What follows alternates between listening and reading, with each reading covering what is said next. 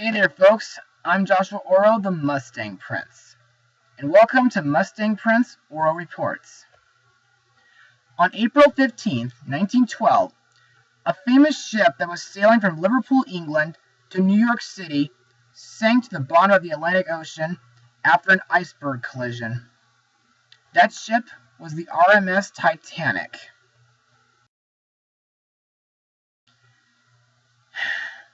Now, I was first introduced to this ship while reading one of the Magic Treehouse books.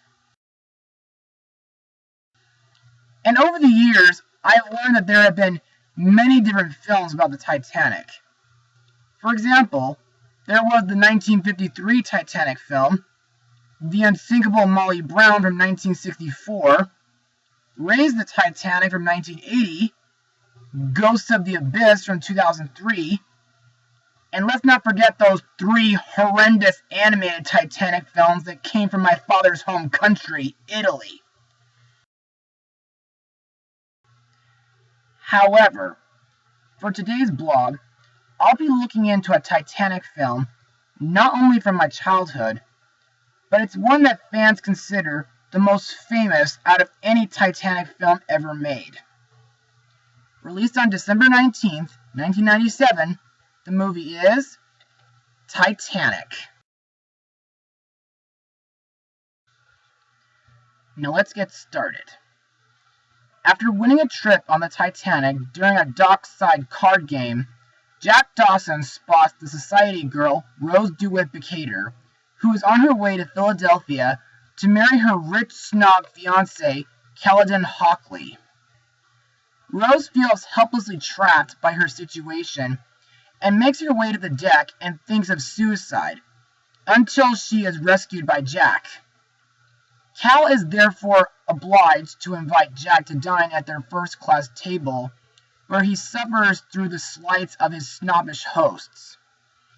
In return, he spirits Rose off to third class for an evening of dancing, giving her the time of her life. Deciding to forsake her intended future altogether, Rose asks Jack, who has made his living making sketches on the streets of Paris, to draw her only wearing the invaluable blue diamond Cal has given her. Cal finds out and has Jack locked away. Soon afterwards, the ship hits an iceberg and Rose must find Jack, while both must run from Cal, even as the ship sinks deeper into the freezing water.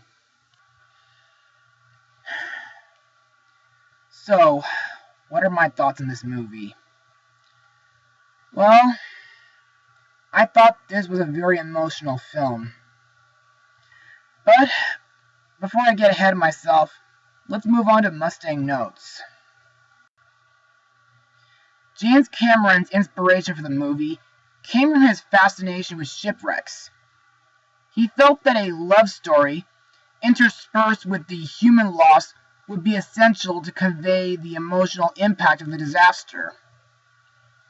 Production began in 1995 when Cameron shot footage of the actual Titanic wreck. The modern scenes on the research vessel were shot on board the academic Mstislav Keldysh, which Cameron had used as a base when filming the wreck. Scale models, computer-generated imagery, and a reconstruction of the Titanic, built at Playas de Rosarito in Baja California, were used to recreate the sinking. Now, what makes this film so emotional is the musical score, provided by the late James Horner, whom I talked about before in my blogs of The Land Before Time, Jumanji, An American Tail, and Balto. Plus, in my opinion, Celine Dion's song, My Heart Will Go On, which is sung during the end credits, is such a beautiful hit.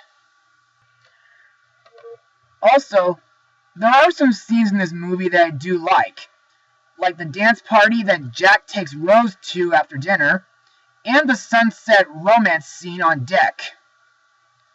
Also, the scene at the beginning where Brock Lovett and his crew are exploring the Titanic is also very interesting.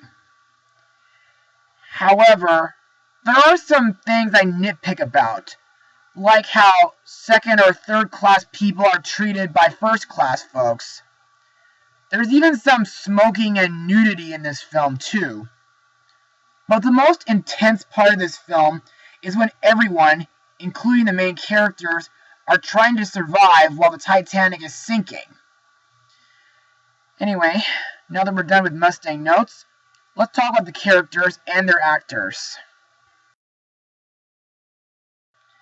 Let's start with Jack Dawson, played by Leonardo DiCaprio, whom I only know from Catch Me If You Can and Inception.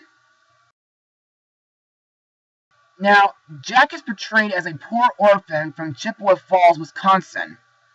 He has toured numerous places around the world, including Paris.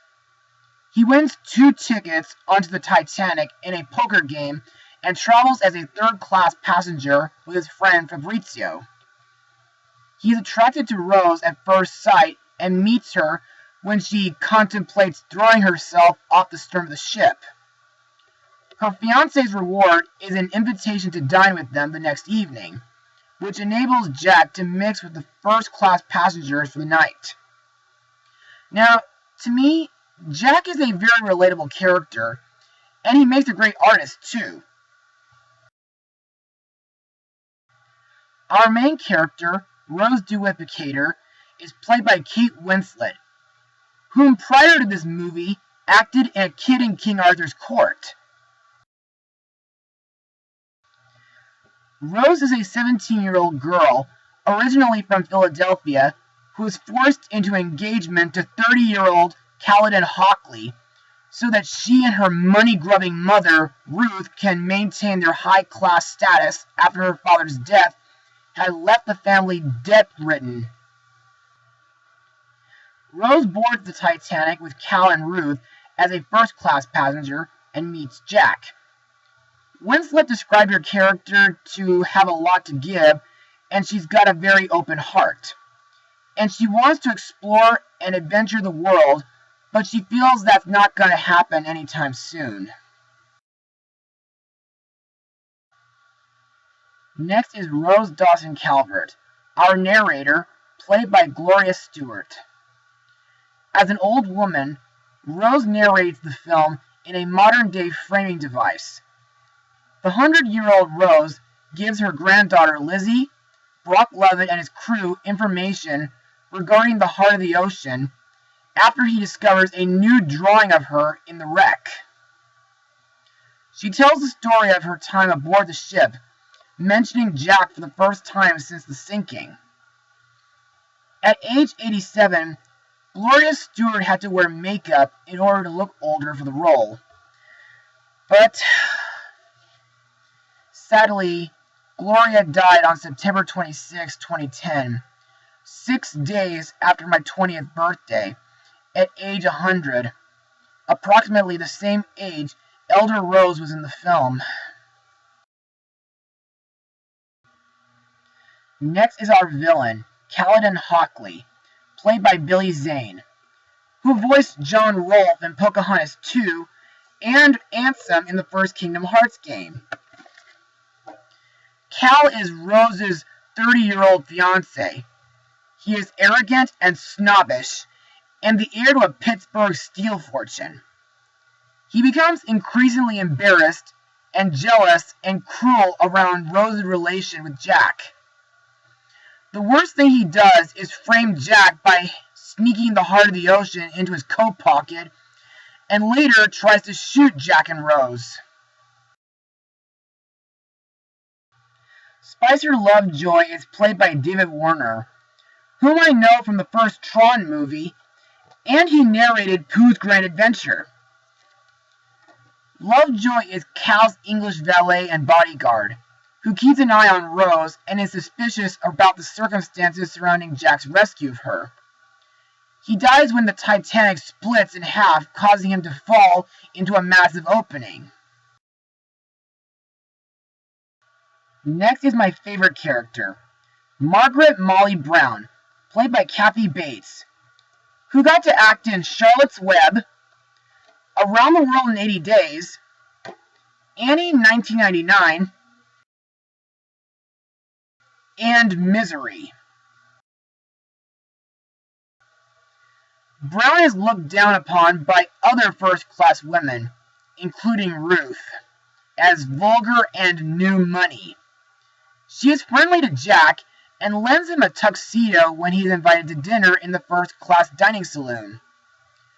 Molly Brown was dubbed the unsinkable Molly Brown by historians because she, with the support of other women, commandeered lifeboat number 6 from Quartermaster Robert Hichens. Finally, we have Thomas Andrews, the Titanic builder, played by Victor Garber, who got to be in Kung Fu Panda 2, Rodgers and Hammerstein's Cinderella, and Music Man. Andrews is portrayed as a very kind and pleasant man who is modest about his grand achievement. After the collision, he tries to convince the others, particularly Ismay, that it is a mathematical certainty that the ship will sink. He is depicted during the sinking of the ship as standing next to the clock in the first-class smoking room, lamenting his failure to build a strong and safe ship. Although this has become one of the most famous legends of the sinking of the Titanic, this story, which was published in a 1912 book titled Thomas Andrews, Shipbuilder, came from John Stewart, a steward who left the ship in boat number 15 at approximately 1:40 a.m. There were testimonies of sightings of Andrew after that moment. It appears that Andrews stayed in the smoking room for some time to gather his thoughts, and then he continued assisting with the evacuation. Another reported sighting was of Andrews frantically throwing deck chairs into the ocean for passengers to use as floating devices. Andrews was last seen leaving the ship at the last moment. And now, let's move on to my final words. Overall, Titanic is a really powerful and tear-jerking movie. The acting is spectacular, as well as some great main characters like Jack and Rose, as well as the appearances of the characters who were actually on the ship, like Molly Brown and Thomas Andrews. The music by James Horner is beautiful and emotional, plus the scenes during the sinking is intense, and the scenes that followed just bring a tear to my eye every time I watch it. So, if you folks want to watch a good version of this famous shipwreck, then by all means, pick this movie up. But I would not recommend younger audiences watching this due to all the sexual material, smoking, and inappropriate language. I give this film a 99% out of 100. Well, that's it for today, everybody. Be sure to join me on Monday, where I talk about another historical event. Mustang Power. Set your sails for adventure. Set your sails for romance. Set your sails for the dream of a lifetime.